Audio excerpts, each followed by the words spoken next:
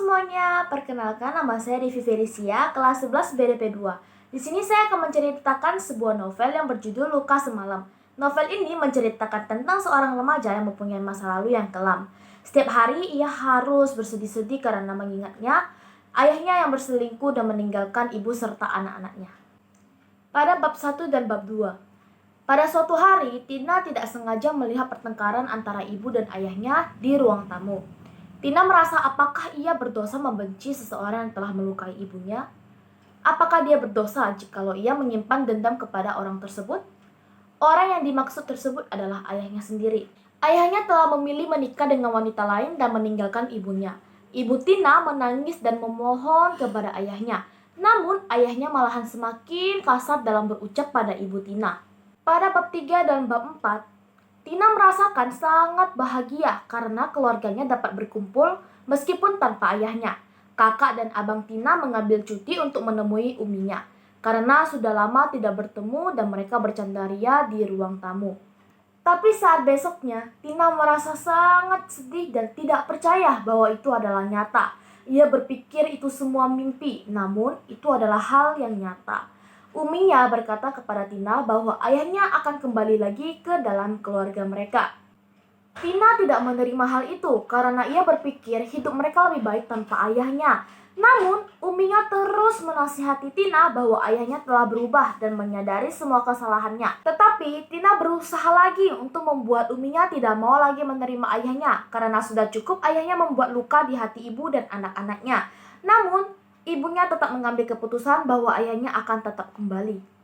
Pada bab 5 dan bab 6, saat Tina baru pulang dari sekolah dan dia memasuki kamarnya, lalu tidak lama kemudian dia mendengar keributan dari bawah. Dan kakaknya memanggilnya untuk turun karena mereka sedang menyambut kembalinya ayah ke keluarga mereka. Lalu Tina pelan-pelan turun ke bawah dan mendapati mereka sedang menyambut ayahnya dengan sangat bahagia. Tina berjalan pelan ke arah mereka dan sampailah Tina di depan ayah dan ibunya. Kemudian kakaknya berbisik kepada Tina untuk memberi salam kepada ayah dan ibunya. Lalu Tina menciumi tangan ayahnya dan Tina memeluk ibunya. Kemudian Tina menangis. Ibunya pun sadar akan hal itu dan semakin memeluk erat Tina. Setelah Tina sedikit tenang, mereka pun memecahkan suasana yang tidak baik semuanya dan mengajak untuk makan bersama. Hati Tina pun merasa sedikit lebih baik dari sebelumnya. Kemudian pada malam hari, ia tidak bisa tidur meskipun sudah jam 2.30 subuh, tetapi Tina tetap tidak bisa tidur karena ia memikirkan apa ia harus menerima ayahnya atau tidak. Dan tiba-tiba Tina mendengar ada seseorang yang masuk dari jendela dan Tina merasa hatinya sedang tidak karuan, tetapi dia masih tetap diam dan memandangi orang itu dari kegelapan. Orang itu mulai mendekati ranjang Tina dan mulai meraba kakinya dan memegang tubuh Tina. Kemudian Tina berteriak, lalu orang itu berlari keluar melewati jendela juga. Dan ibu ayahnya Tina mengetuk pintu kamar Tina dan Tina pun keluar mendapati ayah dan ibunya. Ia langsung dipeluk oleh ayahnya dan ibunya pun khawatir dan mulai bertanya-tanya kepada Tina. Dan Tina akan menceritakannya.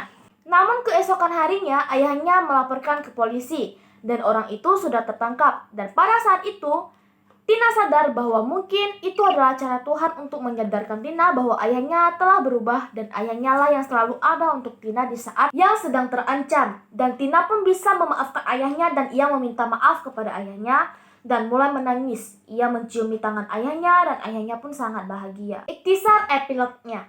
Tina sudah memasuki Universiti Pendidikan Sultan Idris dan ia bersyukur bahwa keluarganya sudah semula utuh. Dan dia merasakan kebahagiaan yang benar-benar ia tidak pernah rasakan. Ia merasa sangat bahagia, sangat-sangat bahagia.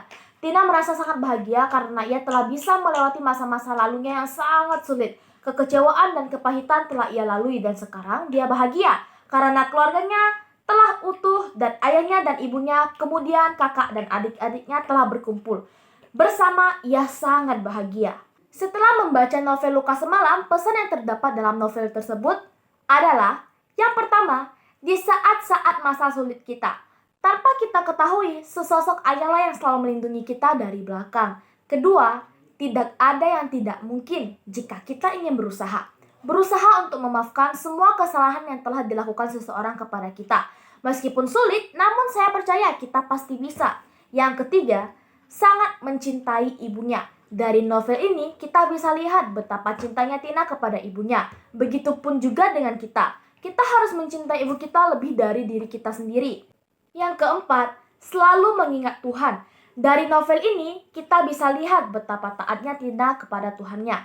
Dalam situasi apapun, ia selalu menyebut nama Tuhannya dan selalu berdoa kepada Tuhannya. Dan saya rasa dari sini kita bisa mengambil pelajaran bahwa dalam situasi keadaan apapun, Tuhan akan selalu ada untuk kita. Jika kita ingin diingat olehnya, maka kita tidak boleh melupakannya.